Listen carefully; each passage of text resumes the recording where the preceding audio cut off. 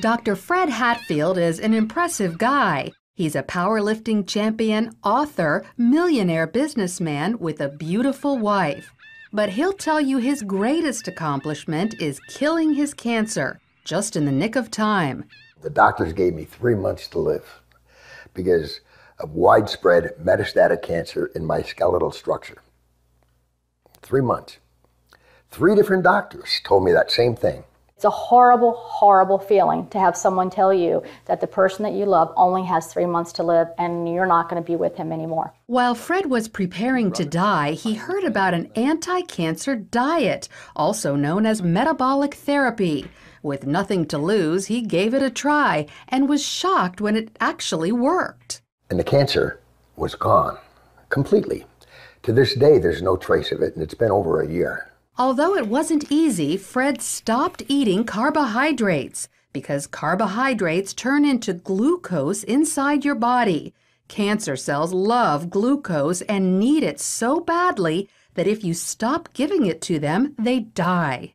And it just absolutely amazes me that medical science is just now finding this out.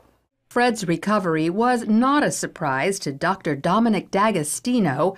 His team of scientists at the University of South Florida study metabolic therapy. When they removed carbohydrates from the diets of lab mice, the mice survived highly aggressive metastatic cancer, even better than when they were treated with chemotherapy. We have dramatically increased survival with metabolic therapy.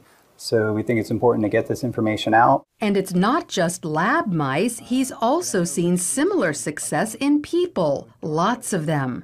I've been in correspondence with a number of people, probably at least a dozen people, and over the last 1.5 to 2 years, and all of them are still alive, so despite the odds.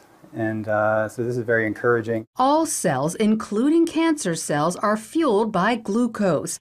But if you deprive them of glucose, they switch to the alternate fuel ketone bodies, all except cancer cells.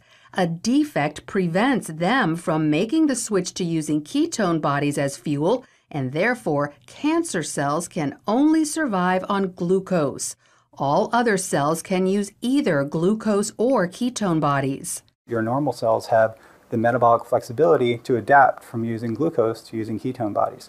But cancer cells lack this metabolic flexibility, so we can exploit that. People like Fred, who deprive their cells of glucose and fuel them with ketone bodies instead, eat what's known as a ketogenic diet.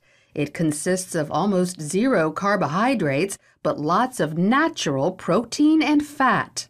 You can go online and there's just cookbooks and, it's clean eating, just very clean eating. None of the sugars, the salts, the trash food. Natural proteins are ones in their original form, but processed meats like cold cuts and hot dogs are off limits because often carbohydrates have been added to them. Natural fats are in their original form, like olive oil, avocados, nuts, and also coconut oil.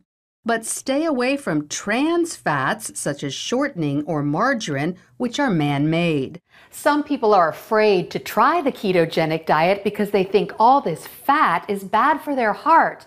But more doctors are now saying natural fat is actually good for you, even natural saturated fat like coconut oil and butter.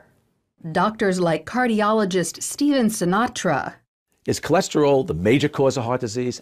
Absolutely not. In his book, The Great Cholesterol Myth, he says the real cause of heart disease is inflammation, which comes from eating too many carbohydrates. We need to coach our patients and empower them about the dangers of sugar. Unfortunately, they're not hearing that. They're hearing the converse, the dangers of fat. Fat is healthy for you, as long as you avoid trans fats. So by cutting back on carbohydrates and eating natural fats and proteins, you could improve your heart health and even wipe out cancer. Lori Johnson, CBN News.